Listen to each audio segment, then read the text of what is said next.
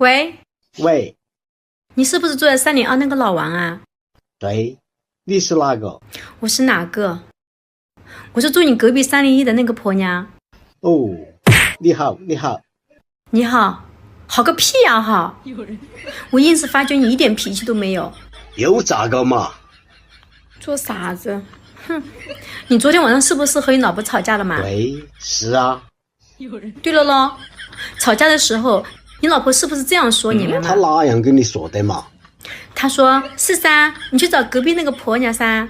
隔壁的婆娘一个人在屋里，你每次看到她眼睛都冒星星，你去找她噻，你去找她噻。连续说了好几道，喊你找隔壁的婆娘，找隔壁的婆娘。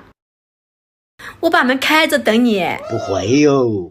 你就是不来呀，害得老子一晚上都没睡觉。哎呦我的妈！发现没？办公室挂的字画和老板的人品是相反的。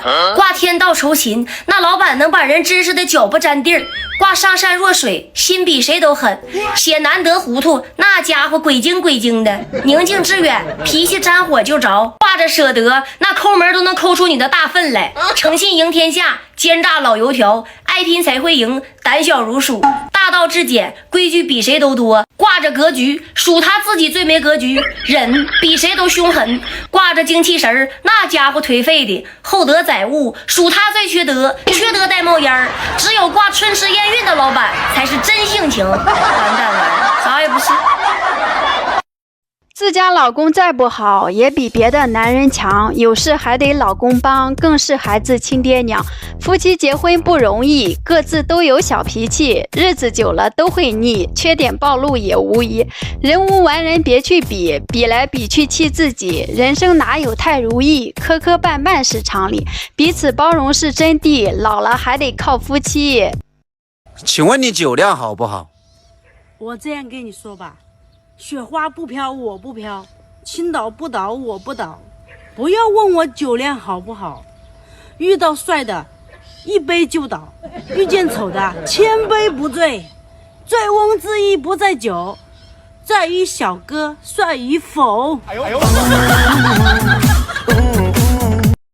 都说嫁鸡随鸡，嫁狗随狗，嫁个扁担你得扛起走。老公决定你的命运，你还别不信哦。今天有个粉丝问我嫁什么男人最好，其实不管女人嫁给谁都感觉很倒霉。如果你老公是开饭店的，那你就有切不完的葱，剥不完的蒜，擦不完的桌子，端不完的饭。如果你嫁个老公那卖家电，样品摆了一大片，你就不能出门，只能看店。进货容易卖货慢，生意好了又忙得你团团转。你要是嫁个种地的呀，打药除草挖土非你莫属。嫁个老公卖海鲜，腥味一闻一整天，手套一戴围裙一拴，时刻担心鱼儿把肚翻。嫁个老公干装修啊，水泥渣子用手抠，每天还要把工具收。嫁个老公卖猪肉，你的身体就不会瘦，卖剩下的吃不够，身上的脂肪是越长越厚。你要是嫁给公务员啊，收入稳定能存钱，日子过得很清闲，吃香喝辣笑得甜。你要是嫁个厨师呀，不愁吃不愁喝，桌上的菜是一抹多。要是当个厨师长呢，工资高的不敢想。哎呀，老公要是卖钢材呢，又是搬来又是抬，汗水顺腿打死海。嫁个老公开货车，饿不完的肚子憋不完的尿，看到厕所就想往车下跳。姊妹儿，命里一尺篮球一丈，穷日子穷打算，富日子富装扮。有钱把日子过好，没钱把心情过好。你嫁一座金山银山，都不如活得快乐平安。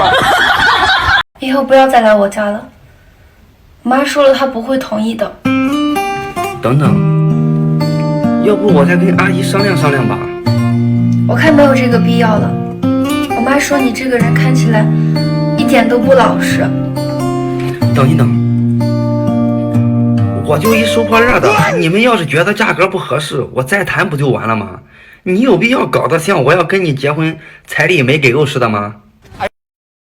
今天我们来聊一聊这个社会上一些奇怪的现象，听完了你一定会有所感受的。那么到底有哪一些呢？我们先来说一说这第一，未婚同居的越来越多，可是这婚后同居的呢却越来越少了。那么第二呢，就是父母过世之后自己不哭，反而花钱雇人来哭，难道你们不心疼？你们不难受、不伤心吗？这第三点啊，就是有一些宝妈明明自己的奶水非常充足，可偏偏要给孩子喝奶粉，还说什么奶粉要比母乳的营养价值高。那第四呢，就是努力工作的人基本上不会来事儿，而会来事儿的人呢，基本上都不做事。这第五就是现在一个小孩需要2代人来负担上学，还需要买学区房。第六，孙子没有养奶奶的义务，这奶奶也没有养孙子的义务。可是呢，在我们现实生活当中，孙子啊，大多数都是由奶奶来带的，照顾他们的衣食住行，上学送，放学接，把奶奶累得跟孙子一样。你们有没有看到哪个奶奶是袖手旁观的呢？没有吧。第七，很多年轻人对自己的父母是不闻不问，不管不顾啊，生病了也不管不看。这父母要是生病了，或者是需要点钱，问儿女要钱的时候，他们给父母点钱是横竖都不愿意啊，那叫一个心疼啊。可是呢，他的宠物一旦是生病了，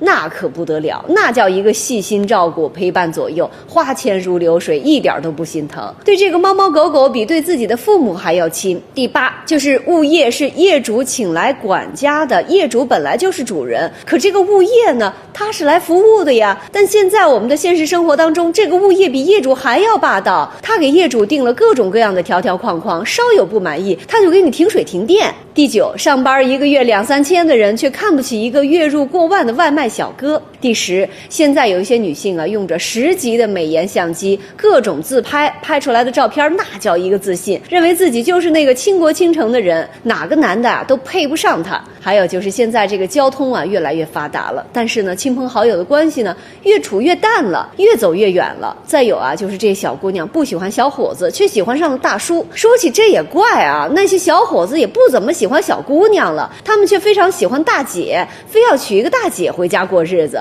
这烧香的也不一定是善人，乞讨的不一定是穷人，骑白马的不一定是王子，可能是唐僧，同床的不一定是夫妻，可能是兄弟。不知道大家是怎样去理解这些现象呢？评论区咱们一起聊一聊吧，关注我，分享更多的社会百态。为什么现在离婚的越来越多？我也不想啰嗦，直接跟你们唠唠嗑。据统计啊，60后打死都不离，70后在纠结离不离，80后过不好就离，90后呢是看不顺眼就要离。那离婚率高哈，我认为全怪那个造床厂。为啥子这样说呢？有句话叫夫妻吵架床头吵床尾和。以前的床呢是1.2米、1.5米宽的，晚上睡觉的时候一翻身就压到手弯弯，顺势就往怀里钻，那脸对脸，怀对怀，再多的气也生不起来。现在的床哈是1.8米、2米长，中间空出来的位置都能挖口鱼塘，咋个翻都挨不到对方，所以装都懒得装，第二天起来照样气得心慌。床越做越大，人越睡越远，感情自然越来越浅，自然就有离婚的危险。所以大家要牢记啊，澄清一对蜡，悔清一碗茶，草无心不发芽，人无心不繁华。入室早脱鞋，浴室早安排。不想离婚的朋友就赶紧把大床换小床，这件事情赶紧安排起来。有道理。女儿的颜值由谁来决定呀？从生物学角度来看，女儿的颜值高低是多由爸爸来决定的。首先，爸爸对女儿肤色的影响高达80%。第二是鼻子，女儿的鼻子啊有一大半的几率会遗传自爸爸。第三是眼睛，爸爸如果是大眼睛、双眼皮，那么女儿的眼睛也会特别漂亮。最后呢，女儿的性格一般会遗传爸爸，所以很多爸爸看到女儿就仿佛看到了缩小版的自己。你家的女儿是这样吗？